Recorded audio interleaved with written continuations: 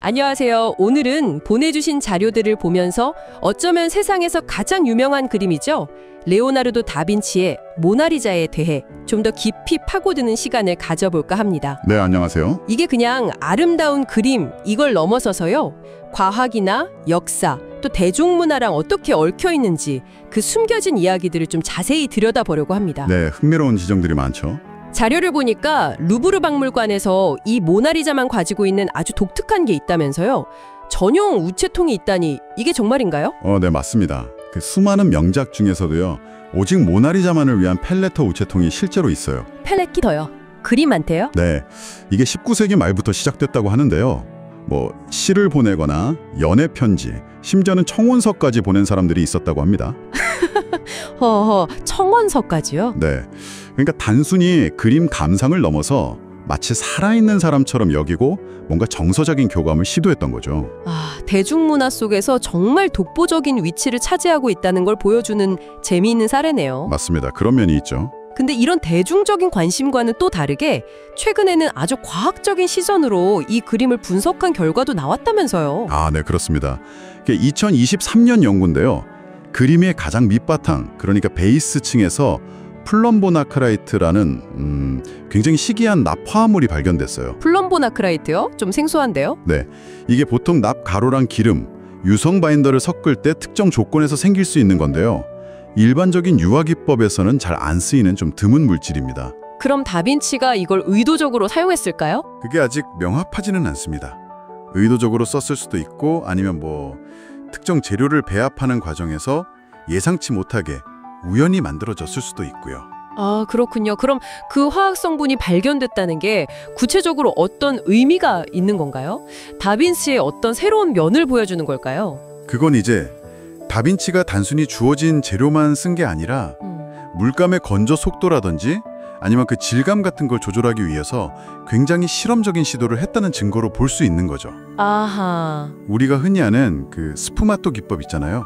경계를 흐릿하게 하는 거요. 네네. 부드러운 느낌 주는 거요. 네, 그거 말고도 재료 자체에 대해서도 깊이 연구하고 뭔가 혁신을 추구했다. 이렇게 볼 수 있겠습니다. 와, 정말 끊임없이 실험했던 다빈치의 모습이 그려지네요. 그런 거면 또 그림 자체의 모습, 외형에도 오랫동안 풀리지 않는 미스터리가 있었잖아요. 네. 바로 그 눈썹과 속눈썹 문제요. 왜 없을까? 일부러 안 그린 걸까? 심지어는 갑상선 질환 때문에 빠진 거다. 이런 추측까지 있었죠. 네, 맞아요. 정말 흥미로운 가설들이 많았죠. 근데 그 논란은 2007년에 고해상도 스캔 기술 덕분에 어느 정도 정리가 됐습니다. 정말요? 어떻게 밝혀졌나요? 육안으로는 잘 안 보이는데요. 아주 미세하게 눈썹이랑 속눈썹을 그렸던 흔적이 발견된 거예요. 네. 그럼 원래는 그렸는데 그게 사라졌다는 건가요? 네, 그럴 가능성이 현재로서는 가장 높다고 봅니다. 시간이 오래 지나면서 물감이 좀 바래거나 아니면 과거에 복원 작업을 했을 거잖아요. 네, 그쵸. 그 과정에서 좀 지워졌을 수도 있다는 거죠. 그러니까 원래 없었다기보다는 사라졌다고 보는 게 더 정확할 것 같습니다. 그렇군요. 야, 과학기술 덕분에 이런 오랜 궁금증도 풀리네요. 근데 모나리자가 지금처럼 이렇게 세계적인 명성을 얻게 된 데에는 좀 뜻밖의 사건이 결정적이었다면서요. 그 도난 사건 말이에요? 네, 맞습니다. 1911년에 있었던 일이죠. 루브르 박물관 직원이던 이탈리아 사람 빈첸조 페루자라는 사람이 모나리자를 훔쳤던 사건입니다. 박물관 직원이요? 네. 그 사람 주장에 따르면 나폴레옹이 이탈리아에서 가져간 그림이니까 다시 이탈리아로 돌려놔야 한다. 이런 민족주의적인 생각에서 벌인 일이라고 했어요. 와. 근데 이 사건이 터지니까 전 세계 언론이 정말 대서특필을 했고요. 루브르에 그 모나리자가 걸려있던 텅 빈 벽 앞에는 사람들이 막 몰려와서 애도를 표하고 꽃을 놓고 가기도 했답니다. 그림 하나 없어졌는데 그 정도였군요. 네. 그래서 2년 뒤에 그림이 다시 돌아왔을 때는 모나리자는 이전과는 정말 비교할 수 없는 엄청난 유명세를 얻게 된 거죠. 아이러니하네요. 그렇죠. 어떻게 보면 아이러니하게도 이 도난 사건이 모나리자를 그냥 유명한 그림에서 전 세계적인 문화 아이콘으로 끌어올린 결정적인 계기가 됐다고 볼 수 있습니다. 정말 파란만장한 역사를 가진 그림이네요. 도난뿐 아니라 전쟁 중에도 또 순환을 겪었다고요? 네, 그건 제2차 세계대전 때 이야기입니다. 나치가 점령지에서 예술품을 대규모로 약탈할 거라는 우려가 커지면서요. 프랑스 정부랑 루브르 박물관이 1939년, 그러니까 전쟁이 터지기 직전에 주요 소장품들을 비밀리에 피난시키는 작전을 펼쳤어요. 아, 모나리자도요? 네, 모나리자도 당연히 그 피난 목록에 포함됐었죠. 그래서 1944년까지 루브르를 떠나서 프랑스 남부에 있는 여러 성이나 저택 같은 곳을 옮겨다니면서 은밀하게 보관되었습니다. 와, 정말 영화 같은 이야기네요. 그렇죠. 그런 전쟁의 참화 속에서 이 걸작을 지켜내려는 필사적인 노력이 있었기에 우리가 오늘날 이 그림을 볼 수 있는 겁니다. 그렇군요. 이런 외부적인 사건들 말고 작품 자체의 예술적인 가치나 그 안에 담긴 의미는 우리가 어떻게 이해하면 좋을까요? 역시 그 유명한 미소를 빼놓을 수 없겠죠? 물론이죠.